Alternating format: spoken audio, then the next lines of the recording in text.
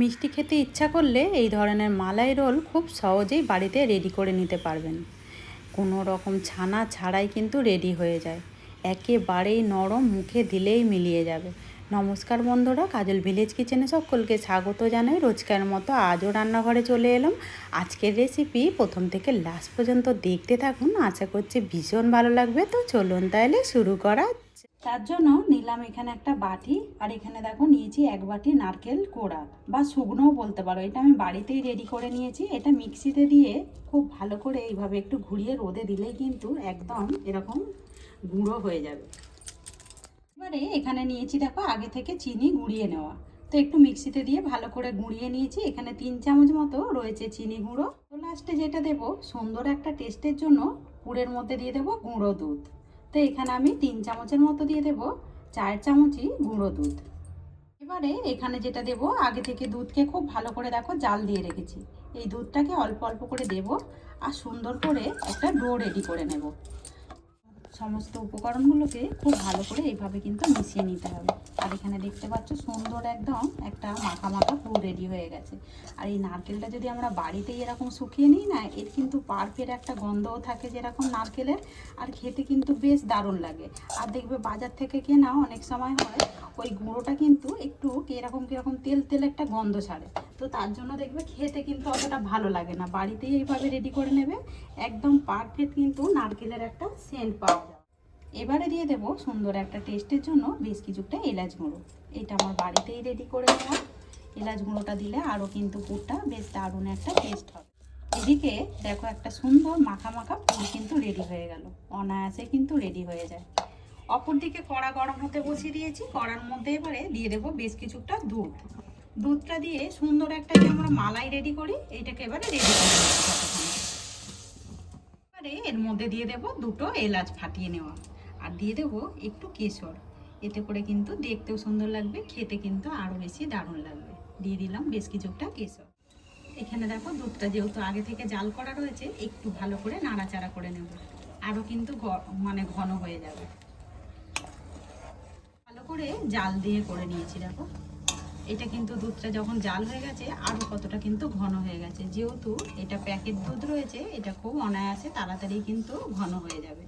এতে করে মালাইটা খেতে কিন্তু ভীষণই দারুণ লাগবে। এই ফাঁকে দিয়ে দেবো এর মধ্যে স্বাদ মতো চিনি।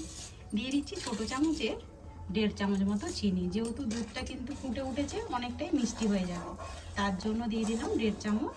চিনিটাকে দিয়ে খুব ভালো করে ফুটিয়ে নেব বা জাল দিয়ে নেব। এতে করে দেখবে দুধটা আবারও একটু পাতলা হয়ে যাবে। সেই ক্ষেত্রে জাল দিতে দিতে একটু ঘন হয়ে যাবে, কিন্তু আমরা বেশি ঘন করব না। এর মধ্যে আরও একটা জিনিস দেবো, খুবই তাড়াতাড়ি এটা ঘন হয়ে যাবে। নিয়েছি একটা বাটি, বাটির মধ্যে দিয়ে দেব অল্প একটু কাস্টার্ড পাউডার। খুব বেশি নিয়ে নিই, চামচের কিন্তু ভর্তি করে নিয়ে নিই, অল্পই নিয়েছি। দিয়ে দেবো জল, অল্প একটু জল দিয়ে দিলাম। তোমরা চাইলে দুধ দিয়েও কিন্তু এটা গুলে নিতে পারো। খুব ভালো করে গুলে নেব। এদিকে দেখো খুব সুন্দরভাবে কিন্তু আবারও দুধটাকে আমি 1 মিনিট মতো জাল করে নিলাম। সেই ক্ষেত্রে দেখো কতটা ঘন হয়ে গেছে, সেটা কিন্তু দেখতেই পাচ্ছ। আমি যেহেতু এখানে প্যাকেট দুধের ব্যবহার করছি, তার জন্য এখানে আর পাউডার দুধের ব্যবহার করলাম না। না হলে তোমরা যদি গরুর দুধ নাও, সেই ক্ষেত্রে 2 চামচের মতো একটু পাউডার দুধ দিয়ে দেবে। সেই ক্ষেত্রে কিন্তু মালাইটা খেতে বেশি দারুণ লাগবে। এখানে যে কাস্টার্ড পাউডারটা গুলেছি ওইটাও দিয়ে দেবো। সমস্তটাই দিয়ে দিলাম কাস্টার্ড পাউডার দিয়ে আমি খুব ভালো করে জাল করে নেব। এবারে 1 মিনিট মতো জাল করে নিলেই কিন্তু এটা কিন্তু ঘন হতে শুরু করে দেবে। খুব ভালোভাবে দুধটা কিন্তু ঘন হয়ে গেছে। এর থেকে আর বেশি ঘন করব না, এটা কিন্তু একটু ঠান্ডা হবার পরে আরও বেশি ঘন হয়ে যাবে। এই সময় আমি দিয়ে দেবো একটু শুকনো নারকেল কোড়া। আবারও খুব ভালো করে মিশিয়ে নেব।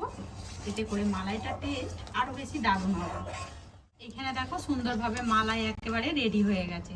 কতটা কম সময়ের মধ্যে সুন্দর একটা মালাই রেডি করে নিলাম। এই সময় গ্যাসটাকে অফ করে দেবো, এটা একটু ঠান্ডা করতে দিই। ওর দিকে নিয়েছি কয়েকটা আমি পিস কাটা রুটি। তো এই পিস কাটা রুটি দিয়েই আজকে আমি মিষ্টিটা করে আপনাদের সঙ্গে শেয়ার করব। একটা রুটি নিয়ে নিয়েছি এখানে, খুব ভালো করে আগে একটু বেলে নেব। ভালোভাবে কিন্তু আমি এটা পাতলা করে একটু বেলে নিলাম। চারি সাইডটা একটু এইভাবে কাট করে দেবো। দেখো রুটিটাকে খুব সুন্দর করে এইভাবে পাতলা করে কিন্তু বেলেও নিয়েছি। অপর দিকে দেখো সুন্দর করে একদম কাট করে নিয়েছি, মানে সাইডগুলোকে কেটে নিয়েছি 2 চামচ মতো ময়দা। দেবো সামান্য একটু জল দিয়ে একটা থকথকে গোলা গুলে নেব। সুন্দর করে আমি এটাকে গুলে নিলাম। এটা কিন্তু একটা সুন্দর আঠার কাজ করবে। সাইডে রেখে দেব।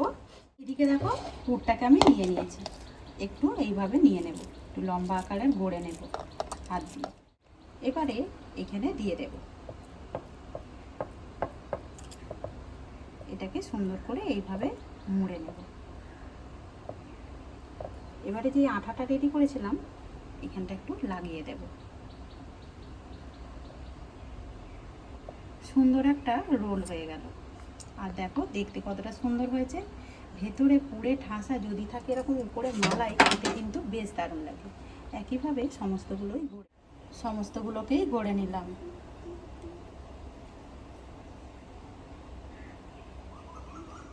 গ্যাস অন করে একটা কড়া গরম হতে বসিয়ে দিয়েছি।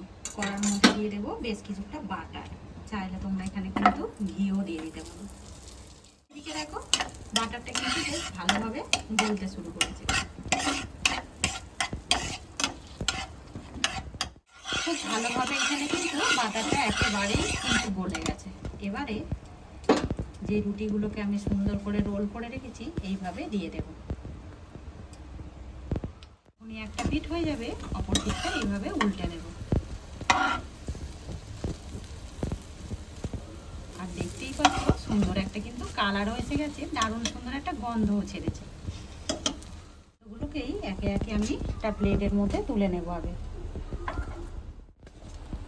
সমস্তগুলোই তুলে নিয়েছি। আর যেইগুলো রয়েছে এই বাদ বাকিগুলোকেও একইভাবে ভেজে নেব।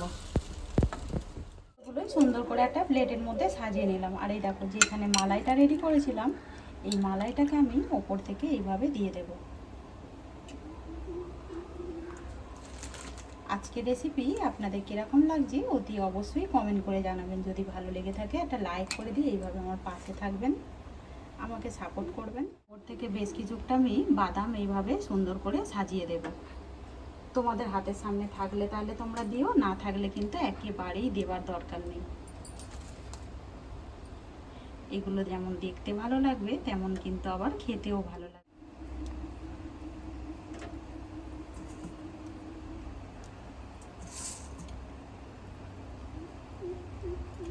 সমস্তর ওপরেই কিন্তু আমি একটু সুন্দর হওয়ার জন্য সাজিয়ে নিলাম। আর তোমরা দেখো দেখতে কতটা সুন্দর লাগছে। ওপর থেকে আমি একটা করে কিন্তু আবারও কেশর দিয়ে দেব। সমস্তগুলোকে প্লেটের মধ্যে সুন্দর করে সাজিয়ে নিলাম। আর এই দেখো দেখতে কতটা সুন্দর হয়েছে সেটা কিন্তু দেখতেই পাচ্ছ। তার একটা কিন্তু কেটে দেখাচ্ছি যে ভেতরে একদম পুরে ঠাসা, খেতে কিন্তু দারুণ হয়। আর দেখো উপর থেকে আবারও একটু মালাই দিয়ে দেব। আজকের রেসিপি আপনাদের কীরকম লাগলো অতি অবশ্যই কমেন্ট করে জানাবেন। যদি ভালো লেগে থাকে একটা লাইক করে দিয়ে এইভাবে আমার পাশে থাকবেন, আমাকে সাপোর্ট করবেন। আমার এরকম নিত্য নতুন রান্নার জন্য পাশে থাকা বেল আইকনটি প্রেস করবেন।